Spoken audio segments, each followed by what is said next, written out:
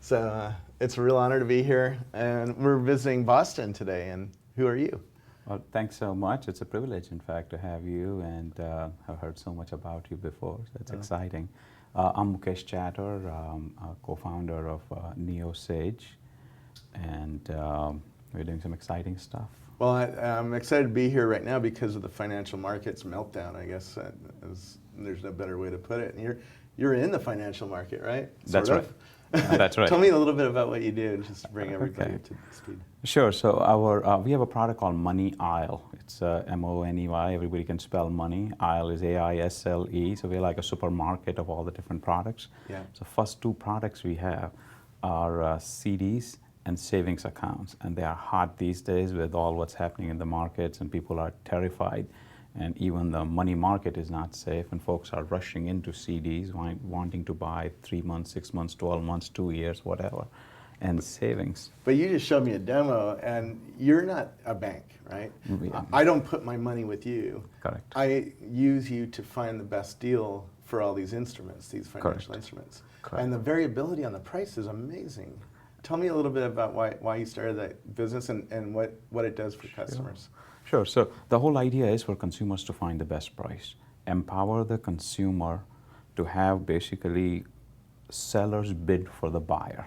And that's a fundamental idea, that if it's a commodity product such as CD, where it's offered by 8,000 different banks, and the variation in the banks is, for a 1-year CD, for example, could be from 1% all the way to 4.5%. And there's no difference in the quality, the No. guarantees that your money's not going to disappear. There's no difference at all between those. They're all the same. It's like buying a camera. It's all the same model and everything. Absolutely, that's exactly right, and that's why this variance is huge, and it's just strange if you think about it. Every hundred up to $100,000, everybody's insured by FDIC. There's no difference from one to another, yet such a huge variance across the country and within the regions themselves. So you're talking about 300% difference for a product which is a commodity. And that's what led us to do what we have done, which is, why should there be so much difference? Why should it be a buyer's burden, or the one who wants to get a CD, their burden to find where the best rates are?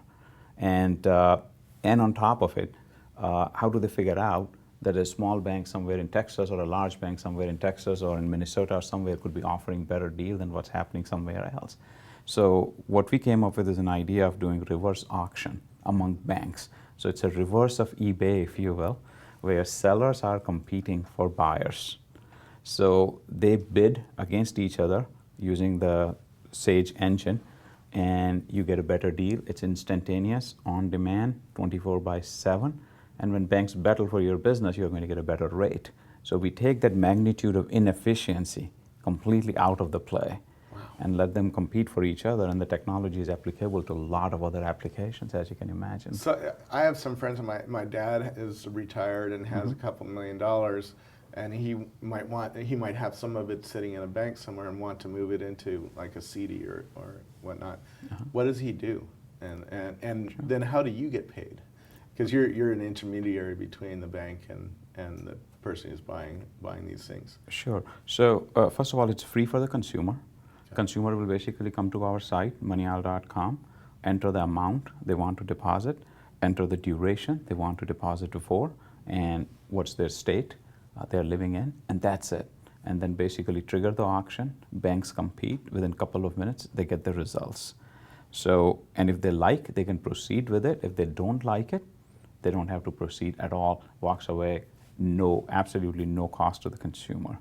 Banks are bidding in the background. At the end of the day, if a consumer decides to proceed and deposit the money, like in case of your dad, he proceeds, he does it, it's only after the deposits have been done. We actually get paid a very small fee from the bank for having accomplished it. We favor no bank. It's a true reverse auction, completely transparent. We accept no advertisement on our site. There is no advertiser influence, nothing at all. I mean, it's a pure duking it out. All the banks compete and let winner takes it, and they have it. So the whole intention was to empower the consumer. Obviously, we want to succeed as a company, but there is a mission here, I can honestly tell you, Robert. There is a mission and the passion in the team that we got to make it right and let's take the burden away, and let's remove this fluff which exists in between, and let them get the best price. Why did you start this company? It's a long story, but we had built a house and we were looking for a 52-inch Panasonic TV, a specific model. And I went to Circuit City, I went to Best Buy, I looked at the shopping comparison sites, and the price variance, to my utter surprise, having spent hours on the computer and looking around, price difference was, this is 3 years ago, $2,800 to $4,800, somewhere there. Yeah. Something which is a commodity sold by thousands of stores around the country. Why should there be so much difference? And that bothered me. And then I was looking at CDs, and it's the same thing, 300% difference, again, something which is a commodity. I understand if what is being sold is unique, like piece of art or something like that, one of a kind, I can understand that. Or Red Sox tickets, right? They're in perpetual short demand. That's where buyers bid for seller. But for commodity, no reason at all. So that's when we started thinking, saying, I got bugged by it basically, and I'm saying there got to be a better answer to the problem. And then Rohit, our co-founder, myself, and my wife, we sat around and said there got to be a better solution. And then he said there got to be reverse auction. Let sellers compete for buyer. Now, we did not invent reverse auction, or we only invented it to the extent Al Gore invented internet. And but the question was, the reverse auction, straight reverse auction with manual support will not work, because that will require 24/7, 365 days a year, IT infrastructure, and you cannot adjust the price, you being the seller, cannot adjust the price on dynamic basis. And it turns out that's the reason why reverse auctions historically did not work well. Because of on one side you're asking sellers, in case of TV, to drop the price, in case of CD, increase the interest rate, and then asking them to invest at the same time in infrastructure. Software, hardware, manpower, 24/7 support, and no dynamic adjustment because somebody got to verbally give the commands. It doesn't work. So we came up with this idea, which is entirely mathematical, and that's where Professor Friend at MIT is involved, Professor Ryans, number of us here. We have a nuclear physicist on staff with PhD, and huge. And I love math personally, so does Rohit and others, and we. So it became our pet project to say, let's find a mathematical solution which eliminates the human involvement. So when I click that button and I say I have $100,000, I want to buy a CD, and I see these numbers spinning by, what is the system doing? Tell me what the algorithm is doing to get that number for me. Sure. So the process is, once MoneyAl gets the let's say, request from the consumer, this is what they want to deposit. Then each bank sends their bid back to the MoneyAl saying, for $100,000 for 1 year, one bank may say, I want to give you 2.7%, another one may say 2.8, 2.9, 3.0. MoneyAl gets all the bids back. It takes the highest bid, let's say 3.0, sends it back to all the banks, maybe 80, 100 banks, and say, which one of you want to beat it? And then they, let's say, come back again and say 50 of them come back and say somewhere between 3.1 to 3.4. Then 3.4 is the highest bid. It goes back again to them, and the process is repeated. Now, the decision is made until the last bank is standing, and they may have the highest rate, let's say 4.2 or 4.1 or whatever the case may be. So what's happening in the background on the bank side is they've configured these engines called SAEJ, S-A-E-J, which stands for actually Seller Automated Engines. And don't ask me what J is for, I'll tell you off the record. But it's a seller automated engine. And so these engines have been configured by the banks, and they've also selected, for example, how much money the bank wants to raise, how many days. Let's say a bank wants to raise $5 million in 15 days. They also set up what's the highest interest rate the bank is willing to pay. And they also choose what is the mathematical algorithm actually. The approach to target, how aggressive do they want to be? Do they want to be linear? Do they want to be exponential? If they want to be exponential, is it concave or convex? So Fed, for example, there was a speculation that they were going to increase the interest rate last week. And now if I'm bank, I don't want to take a chance of going out on the limb and advertising a higher rate, come to find out Fed has dropped the rate. Yeah. I was actually at a bank, meeting with a bank when Fed dropped the rate by 3/4 points. Yeah. And we were speaking with the bank CEO, and the news came that that's what they had done, and he was he just couldn't believe it because they had just put the ad in newspapers and committed for subsequent 2 weeks for the higher rate, and there's no way to retrieve it. So those are the kind of issues. So in our system, you can change it on the fly. But the bottom line is that they get to pick and choose what the mathematical approach to the problem is, to the target. Once these things have been chosen, then these machines go out and compute for themselves on a transaction by transaction basis what is the right interest rate depending on the distance to the target. Right. And that's what makes it very exciting. So instead of doing what humans do today, like if you look at a VP sales at an organization and they got a quarterly commitment to meet. In the early part of the quarter, they're more focused on profitability. Middle part of the quarter, they're more focused on revenue. And later part of the quarter, it could be inventory or something different.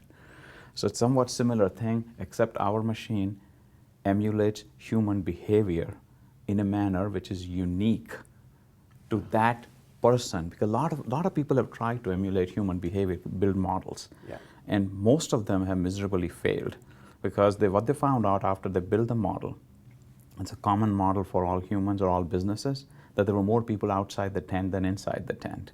What we have done is exactly the other way around, which is let the humans tell the machine what is it that they want. Who are they, right? What's their business objective in terms of goals, profitability, or in this case, how much money they want to raise, at what level, and so forth, and what geographical location. Or do they want tiered offering, for example, more interest rate at 75,000 versus 7,000, Yep. things like those. So they pick and choose. And based on that, the machine actually comes up with a mathematical model which equates to what their unique requirements are. Interesting. Right? So now, the number of variables in making this happen is actually very high. So the odds that any two engines are going to behave the same way are less than 1 in a million or something like that. I mean, it's a very long shot. So all these engines are competing, let's say hundreds of engines are competing, and they all are following their own unique business objectives, the bank's objectives, completely independent of one another, and only thing common is the price they compete on, meaning the different prices they put out. So by making this model, what we have done is we have succeeded in creating, instead of trying to have a commonality and have one model, it's a unique model for everyone. Okay. And then when a consumer comes in, the match is made based on the needs. Now, do the banks have to have an API so your system can talk with it? In other words, could you take this engine and use it for buying TVs or buying other things like what you started out with? Or? So the fundamental engineering, the way it has been done, 90% of it is reusable. So we, in fact, are in conversations right now where a number of folks are approaching us, number of large companies, in fact, who want to apply this technology into different verticals, different domains. It has applications in lending, it has applications in retail. It's turning existing business model on its head. Think about it, right? So on one side, it's reverse of eBay from a consumer perspective, except it's live, no human being, completely real time, instantaneous response, right? Sellers competing for buyers. But there's another side to it, which is the bank side of it. And the bank side is that why is it that banks want to do it? Or why is it that a retailer would want to do it? The biggest advantage is there's no expense involved in terms of IT or human or so forth, the 365 days a year. So they're open round the clock with no expenditure. They also get access to the consumer who's coming in without spending a dime on advertising. Okay. The biggest challenge what has happened in the last few years is the CPC has gone way higher. Cost per click. Cost per click has gone dramatically higher. And it has become such a larger component that this third party has become a much larger piece of the puzzle of the overall cost component, what's happening between buyer and seller. Yeah. So earlier days, if you go back 5 years ago, the buyer and seller were the primary two elements in the play. Now the third element, whether it's a Google or anybody else or any search engine, they are collecting so much money in the play that the cost to sell, cost to transact has gone much higher. I don't know very many companies where they're making their way to profitability through search engine marketing efforts by advertising. Yeah. Just in the last 3 years alone, the prices for some of the bids have gone up 200%, 300%. Wow. I'll give you a good data point. Today on Google, to advertise for high yield savings, to be in top 3 advertisers, you have to pay $13.20. with 1% conversion on average, half to 2%, right? Let's say 1% conversion, $1,300 to acquire a customer. Wow. And think about it, so if you deposited $20,000 for 6 months in a bank, right, you're going to get $400 in interest. So a bank will pay you $400, and bank may end up paying Google, through whom, let's say, you came to the bank, $1,300. So the middleman has become much larger than what the cost is. So who's paying for it at the end of the day? The seller is paying for it, the buyer is paying for it, and the middleman has become much larger, disproportionate component. It's one thing to be 2 or 3 or 5% of the cost. It's quite another to be such a large percentage. So what we are doing is, through our process, we only get paid at success. We don't get paid by clicks, we don't get paid by, so there's no click fraud issue here, or any of these issues. So that whole model somehow, that this clicks become the way to do business and you do it through advertisement, it decouples completely the actual act of buying from advertising. Wow. So it's a very different way of looking at it, very different. So in a lot of ways, we are reverse of eBay from consumer perspective, we are reverse of Googles of the world or Yahoos of the world from search engine perspective, from a buyer's, from a bank's perspective or a seller perspective, that they only pay if they succeed. So there's no front-end advertising expenditure, no unpredictability. And now what has happened is, because they're not paying all this expenditure, they actually can pass on those savings to the consumer part of it. Wow. So consumer benefits on one side by active act of competition, seller benefits because the actual cost has come down. So it's a win-win for both. Well, I'd certainly, I'm going to show this to my blog readers, because this is a great way to get more money for when you're moving money around and buying financial instruments. And it's a real pleasure to meet you. This is really an interesting idea. So, thank you. And let's.